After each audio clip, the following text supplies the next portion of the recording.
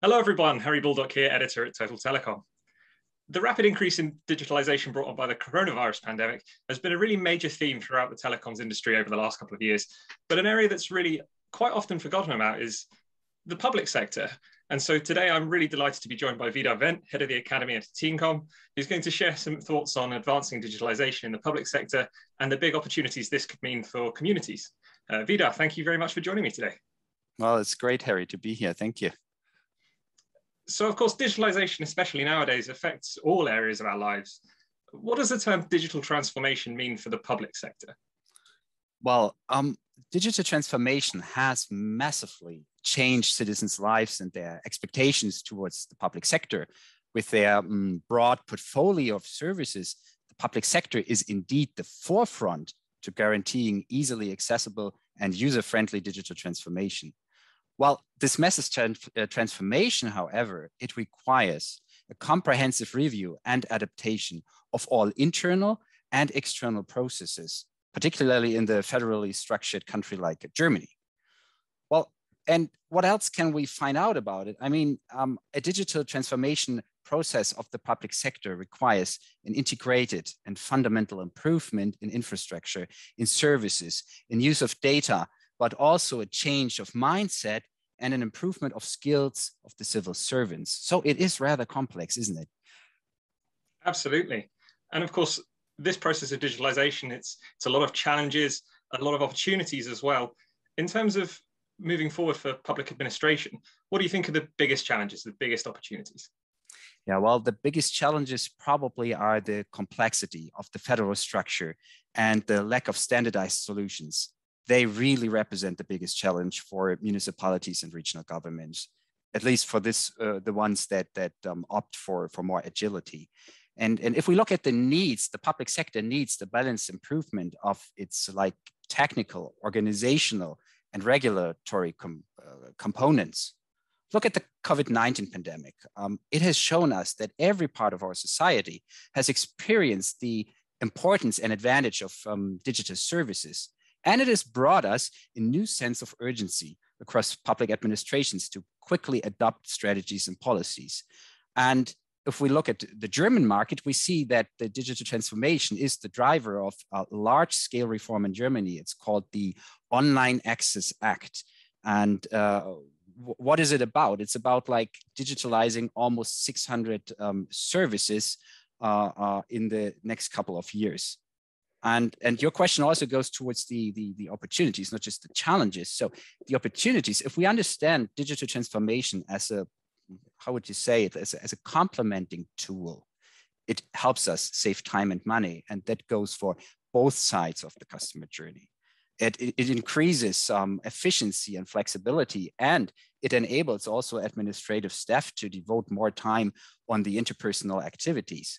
Look, there is a recent study that also, if we look at the point of view of the users, the study says that the time that we spend in the administration, in the offices, the time could be halved if we use digitalization. It reduces the interacting costs by 50%. And furthermore, case handling efforts can also be reduced by 60% through automated processing. So it enables governments to meet public expectations and better connect amongst themselves and with their various stakeholders like citizens, businesses, science, providing helpful data-driven solutions for their needs. You've mentioned there so many different ways that these efficiencies can be gained through digitalization.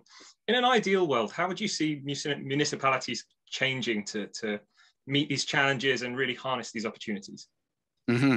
Well, I think about it in three steps. The first step for the municipalities to become ready for their digital transformation journey is to have a strategy or a roadmap. So the majority of municipalities in Germany are still in the conceptual phase, developing strategies in order to start the transformative processes. Smaller municipalities and rural areas are still lagging behind. And we see in 24% of the municipalities with less than about 5,000 inhabitants, they have not even started developing a digital strategy yet. So we need to roll out the digital strategy everywhere, also and especially in the rural areas. And the second step, what is the second step? Well, digital transformation is a participatory task. It means integrating the needs and interests of all stakeholders that leads to sustainable solutions that will be supported by the end users as well. And that means it is the responsibility of the municipalities to create an environment for different stakeholders like experts, individuals, scientific organizations, companies to come together and develop new solutions. And in some areas, this means to cooperate with startups or with the industrial sector, and in others with the private sector, but bring everyone together, get everyone together.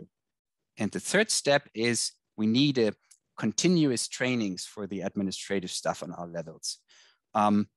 Trainings should, on one hand, provide basic understanding of the cultural and societal changes, as well as, I would call it, discipline-specific knowledge and skills, like department-specific skills about spatial data, about data protection, how to use the software, and all these things. And it is of vital importance that we keep everyone on the same track here. So ultimately, it sounds like it needs to be a really holistic approach, lots of different elements all combining to really get a broader sense of digitalization across the organization. Mm-hmm. One of the things I wanted to talk to you about is this concept of smart cities, which it's one of the most exciting things in terms of the public sector, but it's also quite nuanced and quite complicated. What does the term smart city mean for you? Well, for us here at the Telecom, smartness does not belong only to cities. Rural areas and regions are to the same level, if not even more, affected by digital technologies. So in our opinion, planning and developing smarter cities and regions is neither a linear process nor a solid product.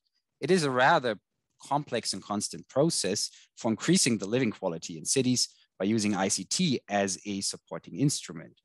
And therefore, we think there is no one-size-fits-all solution for creating smarter regions. Every city, every region has its own character with its own environment, culture, and individual business dynamics.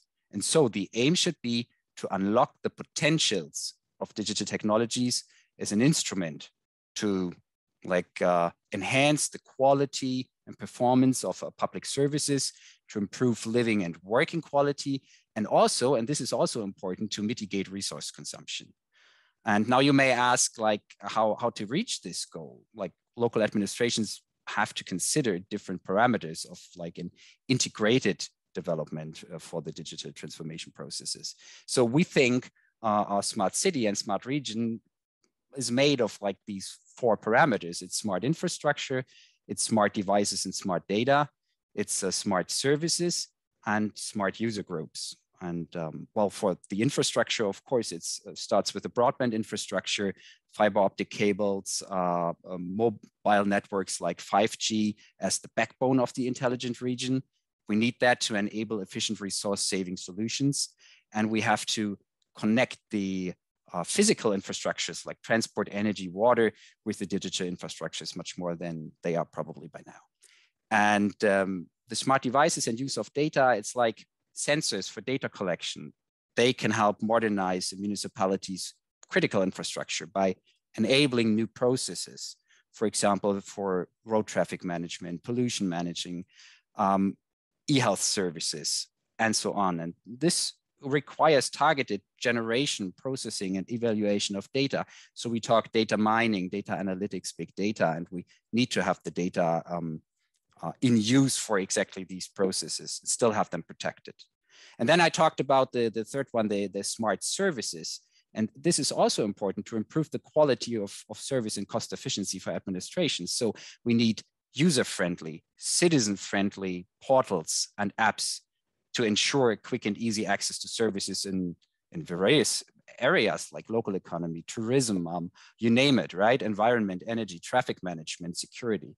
And of course, and that is the emphasis here, we need smart user groups. Like, digital solutions have to be accepted and adopted by society. So we need education, training programs, as well as network events. They can help disseminate and enhance digital skills. In the same way, like regional hub networks that help citizens and companies to develop new ideas together. So my point is, teaching digital skills can also contribute to a higher local and regional participation. And there's going to be so much data available and being used in so many different ways. How do you see the role of the individual changing within the smart city structure? Yeah, well, cities and regions do not only change because of technologies, but as a social product, they have their own dynamics. And in a region of the future, citizens become, well, more connected to their urban and regional environment. And it's all about inclusivity. Inclusivity, it is one of the main characters of smart cities, which requires engagement and trust. So engagement takes time and trust needs to be built. And the people need to feel that the time that they spend for their local government is time well spent.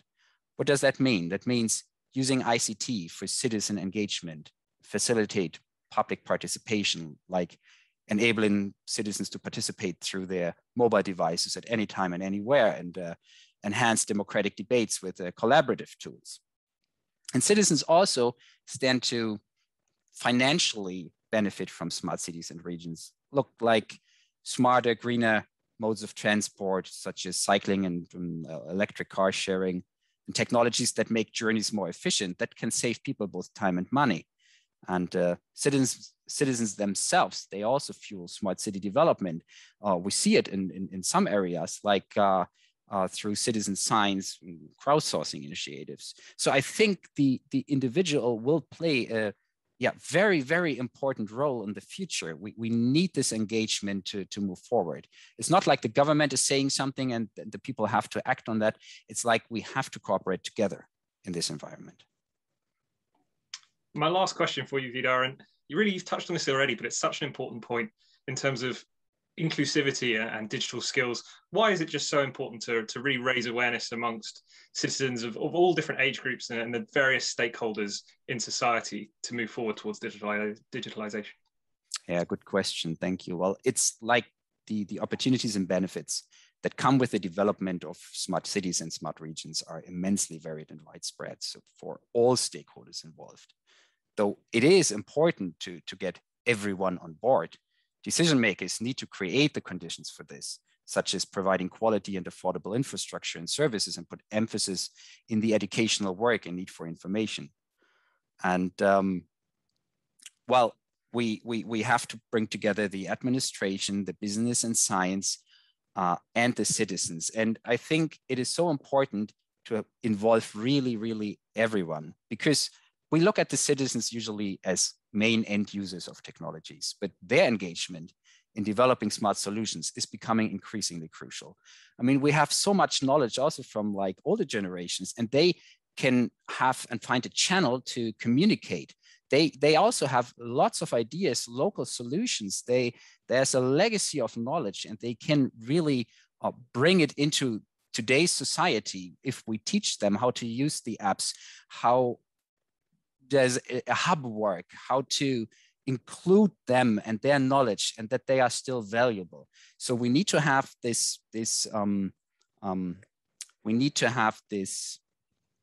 education on both sides. We need to educate the staff in the municipalities, and we need to educate the citizens how they can participate in this. So I think it is really, really, really crucial in order to ensure the same opportunities. I mean, for all residents, it is important to offer citizens from all socioeconomic background the opportunity for equal access to infrastructure and services. And the same applies, of course, to acquiring the necessary skills to use the wide range of digital services. And if we have everyone on board, then there will be a good future for all of us. And I really believe in that. So it is lots of technology and stuff, but to me, and as the head of the academy, it's about education, training, and about the people. You know, it's been so great to speak to you about and really get a public perspective on all of this. Thank you very much for your time today. Thank you very much, Harry.